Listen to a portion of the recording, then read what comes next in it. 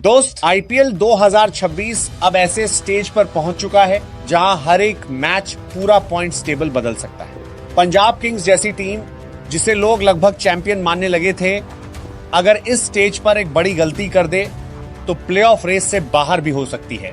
दूसरी तरफ सनराइजर्स हैदराबाद लगभग क्वालिफायर स्पॉट सिक्योर कर चुका है और चेन्नई सुपर किंग्स को लेकर पूरे सीजन सवाल उठ रहे थे, लेकिन आज वही टीम प्लेऑफ की सबसे बड़ी दावेदारों में शामिल है। कोई सिर्फ एक जीत दूर है प्लेऑफ से, तो कोई अभी भी सिर्फ इक्वेशंस के सहारे जिंदा है। तो चलिए दोस्त, पूरा प्लेऑफ सिनारियो डिटेल में समझते हैं। कौन सी टीम सबसे मजबूत पोजीशन में है, किसके लिए हर मैच करो या मरो बन चुका है और किस टीम को अब मिरेकल चाहिए। सबसे पहले बात करते हैं सनराइजर्स हैदराबाद की। 11 मैच में 14 पॉइंट्स, बाकी मुकाबले जीटी, सीएसके और आरसीबी के खिलाफ।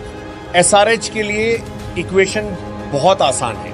3 मैच में सिर्फ एक जीत और टीम पहुंच जाएगी 16 पॉइंट्स पर, और आमतौर पर 16 पॉइंट्स मतलब प्लेऑफ लगभग तय। अगर एसआरएच 2 मैच जीत जाता है और 18 पॉइंट्स तक पहुंचता है तो टॉप 2 फिनिश भी लगभग कंफर्म हो जाएगा। सबसे बड़ी ताकत उनका नेट रन रेट प्लस 0.737 का नेट रन रेट उन्हें बाकी टीम से काफी आगे रखता है। अब बात पंजाब किंग्स की। 10 मैच में 13 पॉइंट्स, बाकी मैच डीसी, एमआई, आरसीबी और एलएसजी। पंजाब के पास अभी भी 4 मुकाबले हैं, मतलब अगर 3 जीत गए तो सीधे 19 पॉइंट्स।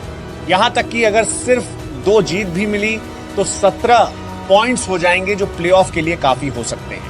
लेकिन मुश्किल क्या है, उनके आखिरी मुकाबले बेहद टफ हैं। आरसीबी, एमआई और एलएसजी तीनों डेस्परेट टीम्स हैं। फिर भी करंट फॉर्म देखकर पंजाब अभी भी सबसे मजबूत टीम्स में गिनी जा रही है। अब आते हैं रॉयल चैलेंजर्स बेंगलुरु पर। 9 मैच में 12 पॉइंट्स, बाकी मुकाबले एलएसजी, मी, केकेआर, पीबीकेएस और एसआरएच। आरसीबी की सबसे बड़ी ताकत क्या है? उनकी किस्मत अभी भी पूरी तरह उनके अपने हाथ में है।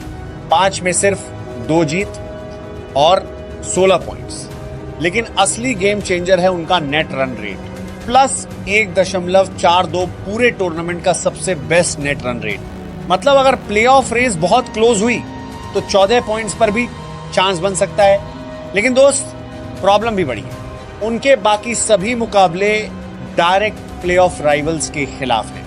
मतलब अब आरसीबी का हर मैच वर्चुअल नॉकआउट बन चुका है।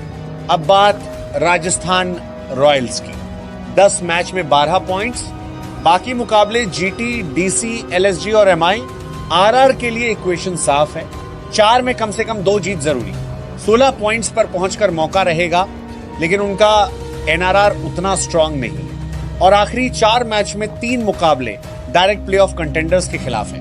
एक हार और प्रेशर 2 गुना। अब आते हैं सबसे unpredictable team Gujarat Titans. 10 match में 12 पॉइंट्स, बाकी मुकाबले आरआर, एसआरएच, केकेआर और सीएसके। अगर जीटी 2 मुकाबले जीत जाता है तो 16 पॉइंट्स तक पहुंच जाएगा। लेकिन सबसे बड़ी समस्या उनका नेगेटिव नेट रन रेट -0.147। मतलब सिर्फ जीतना काफी नहीं होगा, बड़े मार्जिन से जीतना पड़ेगा। एसआरएच, आरआर और केकेआर तीनों डेंजरस मुकाबले, इसीलिए जीटी रेस में तो है, लेकिन प्रेशर बहुत ज्यादा है। अब बात comeback Kings Chennai super Kings की। 10 मैच में 10 पॉइंट्स, बाकी मुकाबले एलएसजी के खिलाफ 2 बार, फिर एसआरएच और जीटी। सीएसके के लिए इक्वेशन बहुत टफ है, 4 में कम से कम 3 जीत जरूरी। लेकिन अच्छी खबर क्या है, उनके 2 मुकाबले सीधे एलएसजी के खिलाफ है। अगर सीएसके वो दोनों जीत गया तो सिर्फ खुद आगे नहीं जाएगा, एलएसजी को भी लगभग बाहर कर देगा। सीएसके अब पूरी तरह मस्ट विन मोड में है। अब बात दिल्ली कैपिटल्स की। 10 मैच में सिर्फ 8 पॉइंट्स, बाकी मुकाबले केकेआर 2 बार, पीबीकेएस और आरआर। डीसी के लिए अब गलती की कोई जगह नहीं, 4 में लगभग चारों मैच जीतने होंगे, क्योंकि 3 जीतने पर भी सिर्फ 14 पॉइंट्स होंगे और उनका एनआरआर भी काफी खराब है। मतलब डीसी को सिर्फ जीतना नहीं, बड़े मार्जिन से जीतना होगा। अब आते हैं कोलकाता नाइट राइडर्स पर। 9 मैच में सिर्फ 7 पॉइंट्स, बाकी मुकाबले डीसी 2 बार, आरसीबी, जीटी और एमआई। केकेआर के लिए इक्वेशन सीधा है, 5 में कम से कम 4 जीत जरूरी, 3 जीतने पर सिर्फ 13 पॉइंट्स होंगे जो काफी नहीं। लेकिन उनके पास एक एडवांटेज है, उनके ज्यादातर मुकाबले डायरेक्ट राइवल्स के खिलाफ है। मतलब अगर केकेआर जीतता है तो सिर्फ खुद आगे नहीं जाएगा, बाकी टीम्स को भी नीचे खींच देगा। अब बात मुंबई इंडियंस की, 10 मैच में सिर्फ 6 पॉइंट्स, बाकी मुकाबले आरसीबी, पीबीकेएस, केकेआर और नेट रन रेट। मुंबई की हालत सबसे मुश्किल है, चारों मैच जीतने होंगे 14 पॉइंट्स तक पहुंचने की, उसके बाद उम्मीद करनी होगी कि बाकी टीम्स हार जाएं। नेट रन रेट भी नेगेटिव है, मतलब मुंबई अब प्रैक्टिकली टूर्नामेंट से सिर्फ एक हार दूर है। और आखिर में लखनऊ सुपर जायंट्स, 9 मैच में सिर्फ 4 पॉइंट्स, बाकी मुकाबले आरसीबी, सीएसके 2 बार, आरआर और पीबीकेएस।